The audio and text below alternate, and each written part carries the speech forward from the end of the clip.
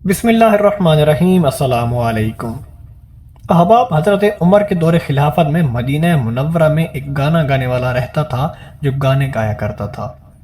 جب اس کی عمر 80 سال ہو گئی تو اس کی آواز نے اس کا ساتھ چھوڑ دیا۔ اب کوئی اس کا گانا نہیں سنتا تھا۔ گھر میں فکر و فاقے نے ڈیرے ڈالیے اور ایک ایک کر کے گھر کا سارا سامان بک گیا۔ آخر تنگ آ کر وہ شخص جنت البقیع میں گیا اور بے اختیار اللہ کو پکارنے لگا، یا اللہ، اب تو تجھے پکارنے کے سوا کوئی راستہ نہیں، مجھے بھوک ہے، میرے گھر والے پریشان ہیں، یا اللہ اب مجھے کوئی نہیں سنتا، تو میری سن، میں تنگ دست ہوں، تیرے سوا میرے حال سے کوئی واقف نہیں۔ حضرت عمر مسجد میں سو رہے تھے کہ خواب میں آواز آئی، اے عمر اٹھو، میرا ایک بندہ مجھے بقیع میں پکار رہا ہے، اس کی مدد کو پہنچو۔ حضرت عمر نے جب یہ سنا تو ننگے سر اور ننگے پیر جنت البقیع کی طرف دوڑے۔ دیکھتے ہیں کہ جھاڑیوں کے پیچھے ایک شخص دھاڑے مار مار کر رو رہا ہے۔ اس نے جب حضرت عمر کو آتے دیکھا تو بھاگنے لگا، سمجھا کہ شاید حضرت عمر کوڑا لے کر آ رہے ہیں۔ حضرت عمر نے کہا، رک جاؤ، کہاں جا رہے ہو؟ میں تمہاری مدد کے لیے آیا ہوں۔ وہ بولا، آپ کو کس نے بھیجا ہے؟ حضرت عمر نے کہا کہ جس سے لو لگائے بیٹھے ہو، مجھے اس نے تمہاری مدد کے لیے بھیجا ہے۔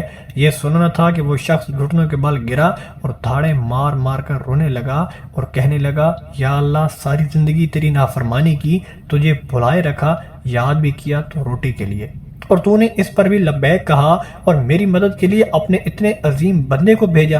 میں تیرا مجرم ہوں، یا اللہ مجھے معاف کر دے۔ اور یہ کہتے کہتے وہ مر گیا۔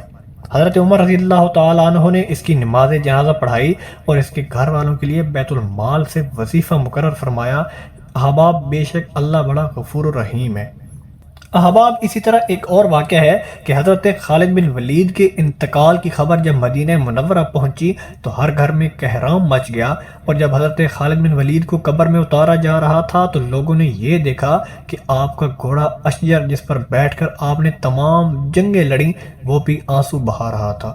حضرت خالد بن ولید کے ترکے میں صرف ہتھیار، تلواریں، خنجر اور نیزے تھے۔ ان ہتھیاروں کے علاوہ ایک غلام تھا جو ہمیشہ آپ کے ساتھ رہتا تھا۔ اللہ کی یہ تلوار جس نے دو عظیم سلطنتوں روم اور ایران کی چراغ بجھائے، وفات کے وقت ان کے پاس کچھ بھی نہیں تھا۔ آپ نے جو کچھ بھی کمایا وہ اللہ کی راہ میں خرچ کر دیا اور ساری زندگی میدان جنگ میں گزار دی۔ صحابہ نے گواہی دی کہ ان کی موجودگی میں ہم نے شام اور عراق میں کوئی بھی جمعہ ایسا نہیں پڑھا جس سے پہلے ہم ایک شہر فتح نہ کر چکے ہوں، یعنی ہر 2 جمعوں کے درمیانی دنوں میں ایک شہر ضرور فتح ہوتا تھا۔ بڑے بڑے جلیل القدر صحابہ نے حضور سے حضرت خالد کی روحانی طلع کی گواہی دی۔ ناظرین، حضرت خالد بن ولید کا یہ پیغام تھا کہ موت لکھی نہ ہو تو موت خود زندگی کی حفاظت کرتی ہے، اور جب موت مقرر ہو تو زندگی دوڑتی ہوئی موت سے لپٹ جاتی ہے۔ زندگی سے زیادہ کوئی نہیں جی سکتا اور موت سے پہلے کوئی نہیں مر سکتا۔ دنیا کے بزدل کو میرا یہ پیغام پہنچا دو کہ اگر میدان جہاد میں موت لکھی ہوتی تو اس خالد بن ولید کو موت بستر پر نہ آتی۔